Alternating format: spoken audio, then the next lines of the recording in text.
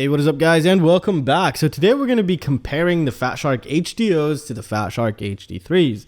I've been using the HD3s for over a year now, and it's the only thing that I've been using until I get something else to test. But currently this is my main goggle for everything, for recording and just doing just about everything. Now, this is the HDOs, the all new top-of-the-line Fatshark goggle that has just been released. Now, when it was first released, it did have a lot of issues, and I guess now they're all fixed because I had no issues right out of the box, which is something really nice to see. And plus, the warranty is awesome on these, so you're really paying for the warranty and the build construction. And to be honest, I would say the build quality as well, because I have built so much trust in my Fatshark HD3s, I never think about it. I always know it's just going to work.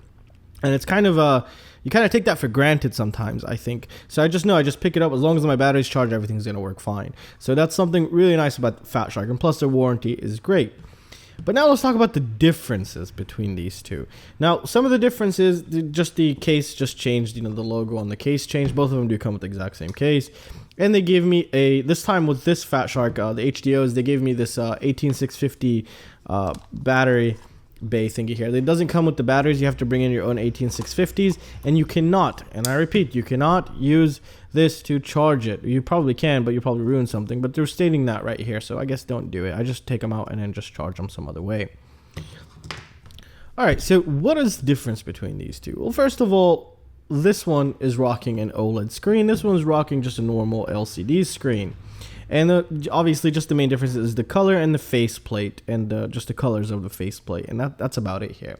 Now, in the field of view, this is kind of trippy, but the HD3s is like a tiny, tiny, this doesn't even matter, but it's a tiny bit larger, because I've been using them back and forth in the shop for a week now, also, just to see if there's really any difference. Now, the color is a little bit better.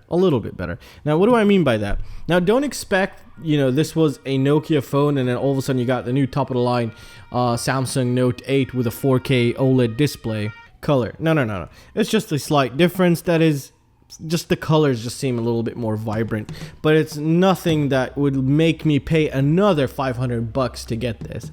Now, if you're gonna spend $500 like I did when I wanted one, I'd probably get this one right now. However, there's a little issue with this one that I'm really not liking, and it's not gonna allow me to use it as my main driver for the channel. And you might say, okay, well, what is that? The DVR.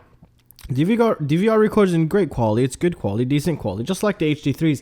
However, there's a little issue where it keeps skipping. I mean, if you've seen my previous video, I think 2 videos back now, I was flying the Baby Hawk, the Emax Baby Hawk Pro R, and there was a point where I almost hit the gate, and then all of a sudden I teleported somewhere else, and you probably thought maybe I cut the video or I crashed into the pole and bounced off, but actually no, none of that happened. It just randomly tends to skip sometimes. And that could be from the what is it called? The modules when it's switching between antennas, but I'm not sure, because I was flying within 50 meters of myself at 200 milliwatts. So, it just doesn't make sense. Why is it doing that? But I'm sure they might run an update or something to fix that right up. So that's one thing that I really didn't like. The faceplate, everything is basically it's just a copy paste here. Just the screen is different and the DVR is slightly worse. That's all it is. There's really nothing different. So if you're able to get this for $350 or $400, after me using both of these, I would just go for this. The coloring isn't really that big of a difference to just give you like a jaw-dropping moment, like, oh my god, how have I been flying all my life without these OLED screens? It's not that big of a deal, to be honest. But overall, if you want one, then go grab one. There's nothing wrong with it, other than just the DVR is slightly worse than the HD3s, but they could probably fix that up later on, or run some sort of an update which fixes it. And that's really about it. I mean, that's as real as it gets. I mean, they're just copy paste. This has OLED, just slightly better colors, a little bit worse DVR, and you get the Fatshark warranty, which is just awesome. So I've never had to use or send in my Fatshark for anything. Like I mentioned, my HD3s have just been rock solid, like rock solid, which is really nice here. And these, I've only been using them for a week, but I've had no issues other than that DVR issue, which I'll show you towards the end of the video. Now, is it worth paying $500 for if you have any HD3s? No, it's not. If you have the HD3s, I personally, I would. This is exactly what I tell my brother. There's really no need, unless you really want it, and that's a whole different story. Or your pocket's able to do that, then go ahead and jump ahead and do that. But overall, You buy this, you're basically buying this with a little bit better color, like I mentioned, and just slightly less better DVR. Obviously, the faceplate here is really nice. I kind of really do like this. And if we take a look back at my HD3s, I have done nothing to it since I first, even the original foam is starting to rip off. I never even replaced it. And you could easily replace it, but I just never ordered some or even bothered. I've just been using it the same way it was. And yeah, this is like a year and a half maybe of use here, like constant use. And they're just really reliable. I mean, you just don't have to worry about it. And sometimes you probably take that for granted. As long as my battery's charged, I know this thing's gonna work. But also, you know, this one did have its hiccups sometimes. When the battery is low, sometimes it would record in black and white, which was kind of annoying, especially if it was really good footage, and as I said, just basically renders it unusable or useless. And basically all my ESC testing and everything that I do when I record the DVR, I actually record it through this. And unfortunately, I'm not going to be able to use this again as my main driver for the channel because of the DVR, how it skips. It's not a really big issue, but it's you know, I just want, since I have a better DVR, I might as well use the better DVR for the channel, try to keep the quality somewhat a little bit better. And well, I mean, that's really it, guys. I'm you know, and I'm very happy this bypassed customs, by the way. That's why I waited for Banggood to pick it up. So I was really happy that happened.